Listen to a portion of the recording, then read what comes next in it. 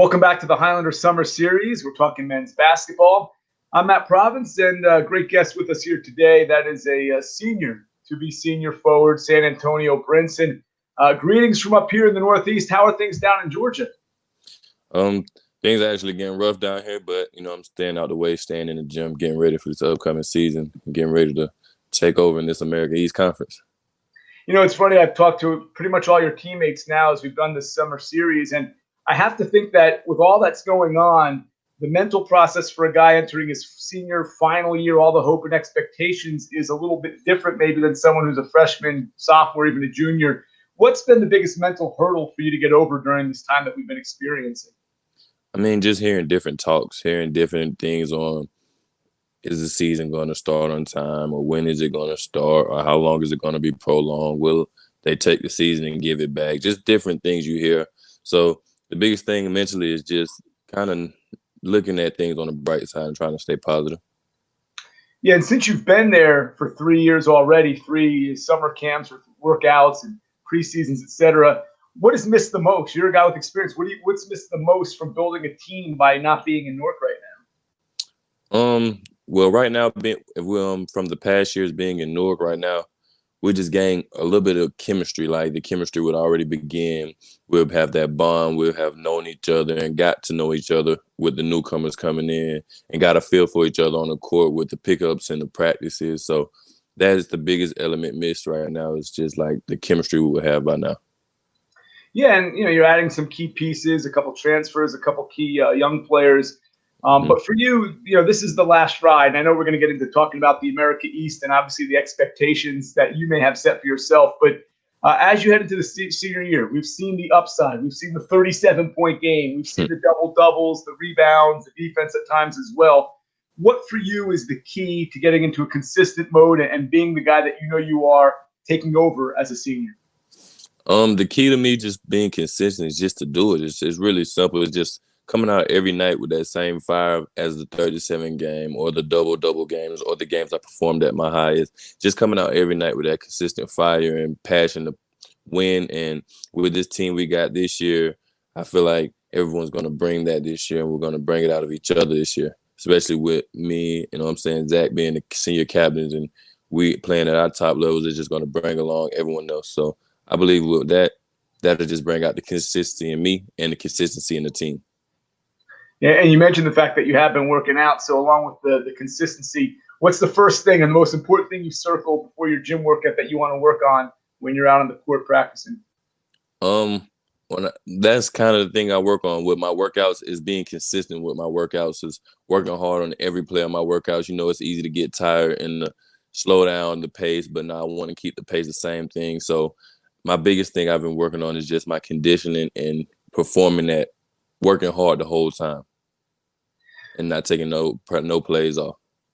Yeah, you'll be required to. I think last year, too, was a big year for you from a growth perspective because, you were leaned on heavily. That was the first year where they said, you know what, you've got to be this piece, with Zach on the outside and you on the inside to provide a lot of scoring. And obviously, I'm sure you guys, we've talked with other teammates about the Zoom calls and trying to stay in touch with the team. But, being that Zach has been with you through the years, being that you two guys are the leaders, the senior captains, have you had – and he's also from Georgia, by the way. He's also down there in the same state. Have you had more communication with Zach than anybody else? And if so, what are some of the things you guys have discussed? Oh, yeah, me and Zach, we talk a lot. We've talked about this upcoming season and how much we have to pick up our game, and far as not our game as on the court and scoring, but as leaders, being better leaders. And we also we've gotten together for a couple workouts down here. We're in the same online class now, so we stay in touch a lot just to keep each other going and to keep each other up and ready to take over for this team for this upcoming year. You've played a lot of games in the A-Sun. You also played a nice handful of games during your 3 years at NJIT playing in the America East. When you heard the news, what were the things that went through your mind? When I heard the news, it was kind of a bummer because I knew with this year coming into the Atlantic Sun, we owned it, and I felt like we had a point to prove in the Atlantic Sun because over the years, because I feel like we've had the potential to make it further in the Atlantic Sun Conference tournament and never did. But so it was kind of a bummer, but also with that traveling aspect, America East sounds a lot better. Yeah, I mean, I'm sure it's not going to pull you away from the classroom. And as a senior, I'm sure that that's also obviously NJIT, with it being such a great academic institution, a big focus. But, we've talked a little bit about what you're trying to do. You have a pulse on what this team needs. You've seen the team have runs where they look incredible, and you've seen some downtimes, whether it be injury or whatever. What's the key as a team now to taking that jump to get into the America East and try to make a statement that first year? And who knows, in your last year, have a chance to realistically talk about getting into a conference tournament, making some serious noise? The biggest jump right now would just be our motto every day. Like, everyone just has to bring it every day. And sometimes you face injuries and things that you can't control, but we have to bring it every day because, like Coach says all the time, you never know when your number's going to be called. You never know when my Zach or any other person may have a bad game or have to take a game off. So we just need the next person in line to be ready to perform at their highest level and keep us on track, and so we won't have to fall off from anything. Yeah, it's a fair point, because this is a chance, and not only do you have a couple of key seniors on this team too, but some guys now that have been in the program for a while.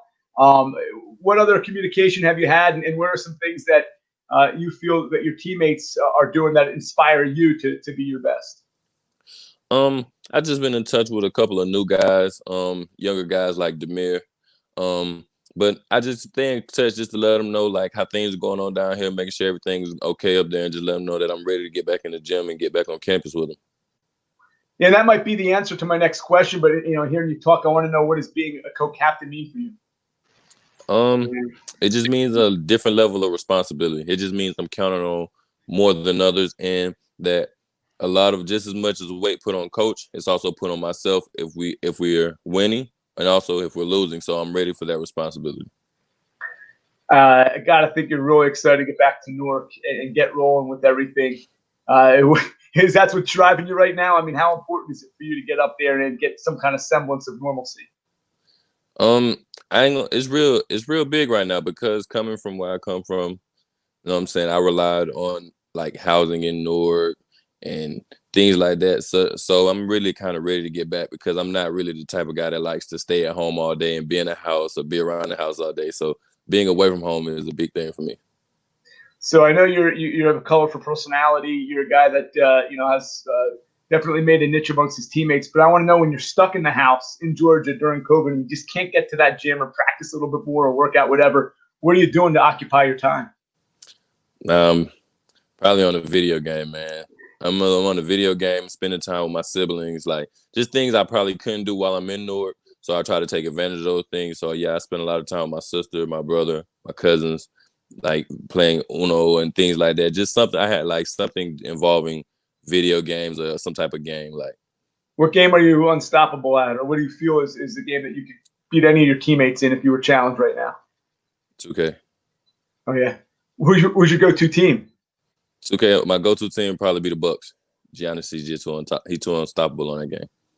Level with me now. Have we made a San Antonio Brinson and brought him through that whole ranks of that process in that video game? Nah, not yet. I don't like to do that. I wouldn't want to do that. I want that done because I'm actually there. Great answer. Fair point. Well, you're going to have a senior year to try to prove that next step is an option for you. And obviously, Yes, we've seen the development. We're real close. We know what's in you because of the big games that we talked about. So do what it takes to stay mentally sharp at home and at the gym. And I'm looking forward to see what you can unleash here your senior year. Yes, sir. Glad to have you back and looking forward to you this year, too. Oh, man, we're going to have some fun. Yes, sir. All right. That is the senior forward, San Antonio Brinson. Again, thanks so much for your time. And I'm at Provence, and we really hope you enjoyed this edition of the Highlander Summer Series, our look into men's basketball. Thank you.